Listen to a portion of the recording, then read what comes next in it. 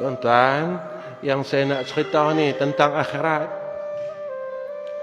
Dunia ni lepas tuan-tuan, tapi akhirat tak lepas. Orang kata tak apa Ustaz, kubur asing-asing. Betul, kubur asing-asing.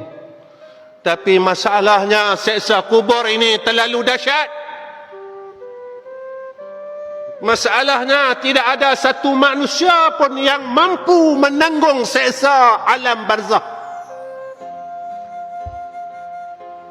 Sampai Nabi kata, jika mana orang yang telah meninggal dunia, yang telah dikebumikan, lalu ia dihidupkan kembali dan menceritakan tentang alam kubur kepada manusia yang hidup di muka bumi ini.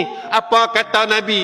Nescaya orang yang mendengar akan kesusahan azab kubur itu, mereka semua pengsan, Nabi kata.